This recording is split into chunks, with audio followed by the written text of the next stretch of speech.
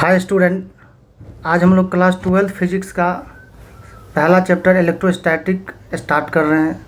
बच्चों, जब आप एनसीईआरटी देखेंगे तो एनसीईआरटी में चैप्टर का नेम है इलेक्ट्रिक चार्जेज एंड फील्ड्स और इलेक्ट्रिक पोटेंशियल एंड कैपेसिटेंस। ये दोनों ही चैप्टर हम लोग इलेक्ट्रोस्टैटिक में पढ़ेंगे। दोनों चैप्टर का कंबाइंड नेम कह सकते हैं हम लोग इलेक्ट्रोस्टैटिक है। तो आइए सबसे पहले देखते हैं हम लोग इलेक्ट्रोस्टैटिक का क्या डेफिनेशन है, किसे इलेक्ट्रोस्टैटिक कहेंगे। तो देखो, इलेक्ट्रोस्टैटिक क्या है? फिजिक्स का ऐसा ब्रांच है जिसमें हम लोग इंटरेक्शंस के बारे में पढ़ते हैं। दो चार्ज है, मान लेते सपोज करते हैं, सपोज करिए हमारे पास दो चार्जेज है। सपोज करिए एक चार्ज हमारे पास प्लस क्यू चार्ज है, प्लस Q1 चार्ज है, और एक दूसरा चार्ज प्लस Q2 है। तो आपने क्लास 10th में सुना होगा कि ये चार्ज क्या करेगा, इस पर इलेक्ट्रिक फोर्स लगाएगा, और ये चार्ज क्या करेगा, इस पर इलेक्ट्रिक फोर्स लगाएगा। तो यही जो फोर्स लगाएगा इलेक्ट्रिक फोर्स, उसी को हम लोग इंटरेक्शन बोलेंगे। और साथ ही साथ जो चार्ज है, ये चार्ज के कारण इलेक्ट्रिकल इफेक्ट आएगा। इलेक्ट्रिकल इफेक्ट की बात करें तो जैसे इलेक्ट्रिक पोटेंशियल का नाम सुनेंगे, इलेक्ट्रिक पोटेंशियल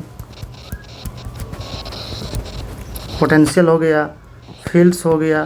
तो ये सब जो इफ़ेक्ट है वो चार्ज के कारण ही आता है। तो चार्ज के कारण, तो यहाँ पर इलेक्ट्रोस्टैटिक जो है ऐसा ब्रांच है जिसमें हम लोग इलेक्ट्रिक इंटरेक्शन और इलेक्ट्रिकल इफेक्ट के बारे में पढ़ेंगे। लेकिन वो इफेक्ट किसके कारण आना चाहिए? चार्ज रेस्ट में आना चाहिए। किसके कारण आना चाहिए? रेस्ट चार्ज के कारण आना चाहिए। किसके कारण? रेस्ट चार्ज के कारण आना चाहिए। और चार्ज स्लो मूव कर सकता है। क्यों? जैसे आप याद करो, जब पोटेंशियल पढ़े होंगे क्लास 10th में, तो वहाँ पर चार्ज को कहाँ से लाया जाता था? इनफाइनाइट से किसी पॉइंट पर लाते थे। मान लेते पॉइंट ए पे, तो पॉइंट ए का जो पोटेंशियल होता था, ये क्या होता था कि यहाँ से यहाँ लाने में कितना वर्क करना पड़ा है। अब बाई चार्ज क्यू को यदि लाते हैं तो पर यूनिट चार्ज जो वर्क डन होता था वही इस पॉइंट का पोटेंशियल होता था। ये आप लोग पढ़ चुके हैं। तो फाइनल डेफिनेशन क्या है इलेक्ट्रोस्टैटिक का? तो branch of physics in which we study about interaction या electric force and electrical effects due to charges at rest और slow moving without using external energy supplier. अब ये जो देखो क्या है, ये आपका यूजिंग एक्सटर्नल एनर्जी सप्लायर। तो इसका मतलब क्या है कि बाहर से हम लोग किसी प्रकार की एनर्जी नहीं देंगे। यदि बाहर से हम लोग एनर्जी देंगे तब तो क्या हो जाएगा, ये याद करो, ये करंट इलेक्ट्रिसिटी, ये बैटरी था और ये मान लेते सर्किट है, तो करंट इधर से इधर फ्लो करता था। तो यहाँ पर क्या होता था, करंट इधर से इधर फ्लो किया था, करंट आया तो यहाँ पे करंट फ्लो करने लगेगा। जबकि इलेक्ट्रोस्टैटिक में हम लोगों को करंट फ्लो नहीं करवाना है, तो यहाँ पे कहीं भी बैटरी हम लोग यूज नहीं करेंगे।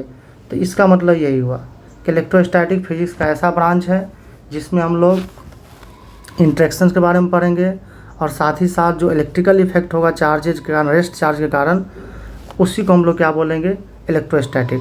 जब भी हम लोग बात करेंगे इलेक्ट्रोमैग्नेटिज्म में कि एक्सटर्नल एनर्जी सप्लायर यानी एक्सटर्नल एनर्जी देने वाला कुछ डिवाइस बताओ, तो बैटरी होता है। आइए अब देखते हैं हम लोग।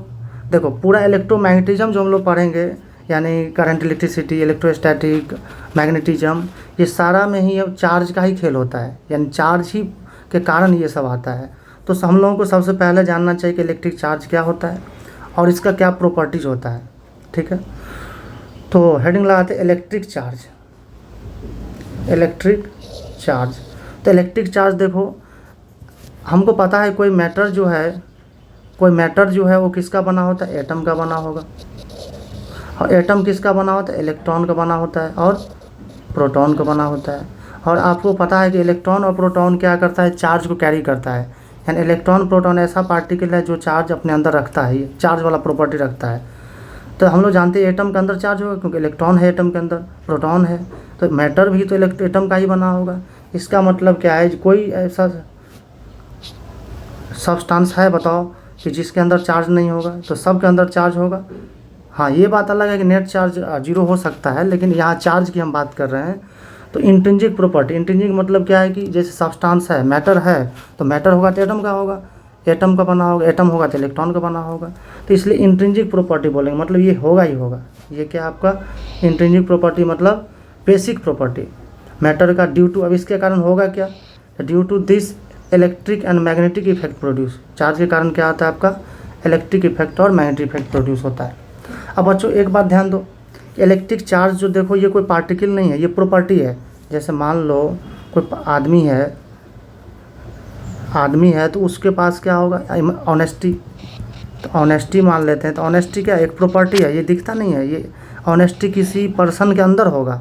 ठीक इसी प्रकार चार्ज जो है ये तो प्रॉपर्टी है। चार्ज की बात करें तो चार्ज क्या है, प्रॉपर्टी है। तो प्रॉपर्टी है तो इसको कैरी करना, जैसे ऑनेस्टी प्रॉपर्टी है तो इसको कैरी करने के लिए, इसको ढोने के लिए इंसान चाहिए, मैन चाहिए। तो इसी प्रकार चार्ज को कैरी करने के लिए क्या चाहिए हमको, मैटर चाहिए। क्या चाहिए, मैटर चाहिए। तो प्यारे बच्चों अब सवाल ये उठता है कि तो सर बताइए इलेक्ट्रॉन प्रोटॉन क्या है। तो देखो इलेक्ट्रॉन अब प्रोटॉन जो है आपका, ये स्मॉलेस्ट पार्टिकल है जो चार्ज को कैरी करने में सक्षम है। ठीक है, तो नोट करके हम लोग लिख लेते हैं, नोट करके electron and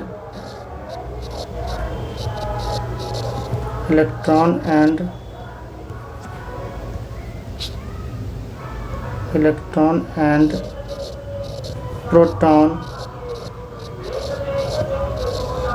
are smallest particle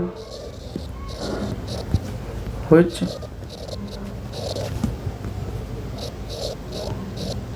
carry charge। ये क्या करेगा, चार्ज को कैरी करेगा। ठीक है।